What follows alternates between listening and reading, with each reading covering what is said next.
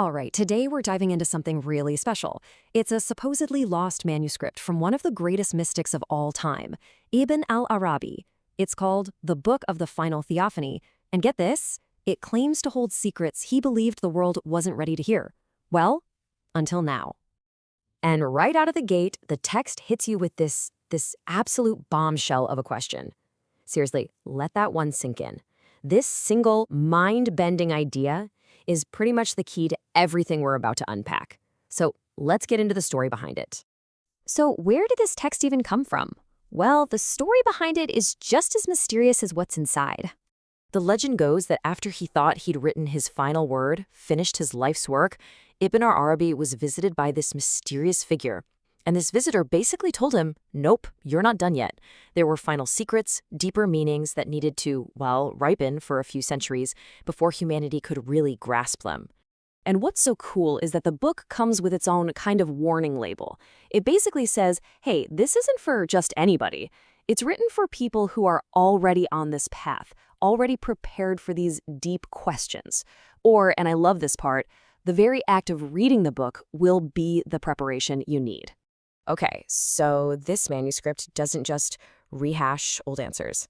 It flips the whole script by asking a brand new question, one that completely reframes the entire problem of existence as we know it. You know that classic philosophical question, right? Why is there something rather than nothing? We've all heard it. But this text just steps back and says, hold on, you're asking the wrong question. It asks, wait a minute, what even is this nothing that you're comparing something to? The idea is that the old question is built on a shaky foundation, and asking this new one, well, that's our doorway into a whole new way of seeing things. And once you walk through that door, things get really wild. This new perspective leads to the manuscript's central revelation, a complete reinvention of what we think about time, the end of the world, and what it even means for something to end. So the core concept is the Final Theophany. It sounds fancy, but it just means the ultimate self-revelation of reality, or, if you like, God. But here's the twist. The text says we've completely misunderstood what that actually is. When we think of the last day, we picture some huge apocalyptic event way off in the future, right? Well, this text just throws that whole idea out. It argues that the Final Theophany isn't something that's going to happen. It's happening right now. It is the eternal, unending present moment. And there's this incredible metaphor in the text to explain this. It says reality, the eternal now, is like a spider, and time is the web it spins out of itself. We are creatures made of time, so we live on the web.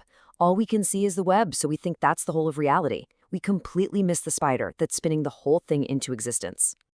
Okay, so wait a minute. If reality is just this single eternal moment, this one spider, then how do we explain the world?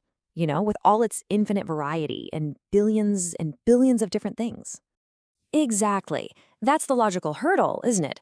How does one single unified reality produce an endless diversity of stuff? Well, the manuscript offers a really beautiful explanation for how it works. So here is how it breaks it down. The real, or God, has an infinite number of qualities or potentials called divine names, like the provider, the patient, the creator. But a quality like the provider doesn't mean anything just floating in a void. It needs someone or something to provide for in order to be real. So these qualities are constantly seeking to express themselves. They combine in literally infinite ways, creating every single unique thing that exists, each one a brand new, never-before-seen combination of these divine qualities. So what's the glue holding this whole cosmic structure together? The text calls it the perfect human. Now, this isn't talking about a single person, but a state of being. It's a kind of conscious mirror that's capable of reflecting all the divine names in perfect harmony. It's the organizing consciousness that keeps the entire cosmos from just being pure chaos. Okay, that's the huge cosmic stuff. But this is the moment where all of it becomes deeply and radically personal. This is where it's all about you. So picture this. The entire universe is a grand display of divine potential.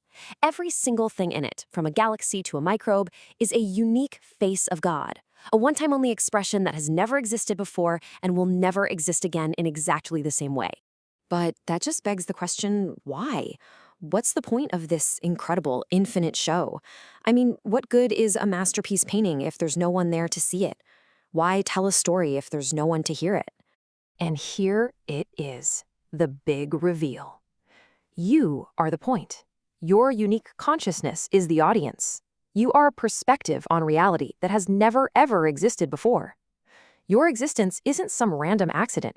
It's a cosmic necessity. It's the universe, God, the real, whatever you want to call it, experiencing itself from a point of view that was literally impossible until you came along. Wow, okay. So if that's why we exist, then what are we supposed to do? What's our purpose? Well, the manuscript's final insight challenges our whole idea of having a destination. We tend to think of life as a journey to get somewhere, to arrive at happiness or success or enlightenment.